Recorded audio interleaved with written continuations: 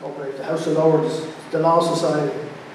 And they use the language of legalese against you to entrap you. It's reversed. Everything is reversed. If you say you stand under, understand, it means they have jurisdiction over you. So you never say you understand.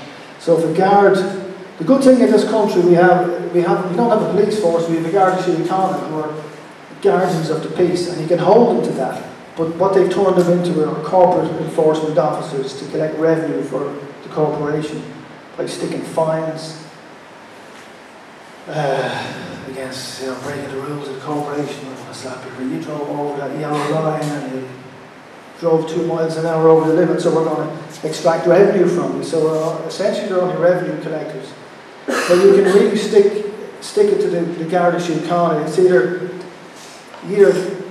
honour your oath of office as a peace officer, a Garda Síochána, or you don't. It's either you're a Garda Síochána or you're a revenue collector. So what are you? So you can keep asking them questions.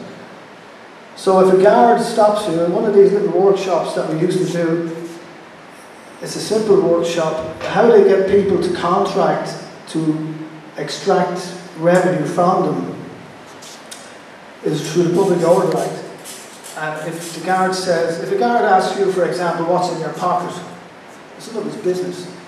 And if you take out something and say, I've only got a keys, that means you contract to a search. So really what you should say to a guard is, well, who wants to know? There's no crime being committed here, have a nice day and keep walking. They don't have any jurisdiction over you. They want to trap you in verbalism, contracts. So it's none of their business. I had an issue the other day on that. And I said, you can't prevent me from going in here because there's no law to prevent me from going where I want to go. He essentially said, oh, this is a judge said you can't go here and you can't go there. And I said, well, you show me the court order and I may or may not comply. So please get out of my way. And that's essentially the guts of contract. There was a song years ago, this thing in the police, with spirits of the material world. One of the lines was, with words they try to jail you. And that's exactly what they do, and they get jurisdiction over you if you contract by saying, I understand. Or say, I've only got 2 pence in my pocket. Then you contract. Then they have jurisdiction over you to search. Can you contract by answering, if they say, are you Mr. So-and-so, or they ask you your name? Sure, yeah. If they say you're Mr. So-and-so, and you say, well, am I? Because you're not Mr. Mr. is a legal fiction title, I mean, I wasn't born Mr. I mean, what does Mr. mean anyway? It's crazy. What does Mrs. mean? Did we miss anything, What's all this about? So they give you a legal title, a fiction. The corporation, we're not really we're operating under admiralty maritime law, which is corporate banking law. That's why they put the flag, the I call it the rag on the flag, the fringe on the flag, which depicts that the country is under admiralty law, not the law of the Constitution of the land, as you're led to believe. This is why the government won't answer your questions properly. So that's why I stick it with registered mail. But if you apply for an application means to beg, all in Black's Law Dictionary, and then you have to fill in your begging application form, and then what do you do? After that, you submit it, don't you? You submit it. To submit is to submit. So you submit your beg to the corporation. And that's how it is. So when you register your children at birth, you're registering them to the corporation. That's why they can get a lien against your kids if they don't think that you are looking after their property. Because you've registered your children to them. When you buy a car, you register your vehicle, you're registering to another entity of the corporation. They own it. You're the registered owner, but you're not the owner. You just hand it over to them. So they can stick you with taxes on various fines and say your van is not roadworthy or your car is not this and that, and they start getting money from you. Yeah, well, it's in the Constitution that all national law and sovereignty is essentially handed over to the EU. We sign it away. The thing is with the Constitution, though, is that the Constitution is the document that binds the government. The government is bound by the Constitution, and any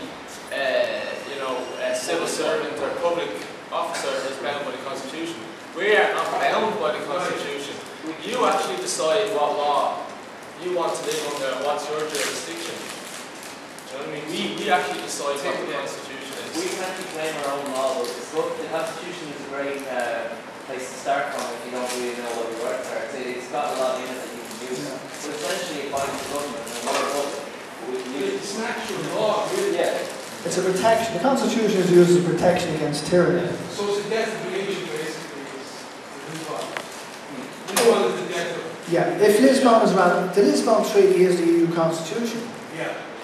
Dressed up as a thing called the Treaty of Lisbon. That's why they're trying to lie. They're lying to us. Any government minister says that they won't overrule the Constitution, he's a liar. He's getting paid off. They know this too. It's essentially going to change the name of the corporation from the government of Ireland to the European Union. You know? And we might become a trading name of the European Union. We will probably be known as region number 11 of the European Union, of the global union. So we're getting rid of counties, I heard they're replacing us with postcodes. So Regionalisation, any time where you hear regionalisation, partnership, it's all to do with the takeover, the silent coup d'etat, backed by common purpose, who are directly funded by Rothschild via JP Morgan Bank. And they have an office in 2 Harbour Master Place, but when you go down to talk to them, they don't exist. But they do have another office in Cork, aptly conveniently beside the Cork City Council, because they're one of their sponsors. And in Dublin and Bow Street, in the Leeds Cross Commission Parole Board office, they actually are inside. They are worms in all aspects of our society. They're pulling down the health service. That's just one of the things they're doing. So check out common purpose on meetthepeople.ie.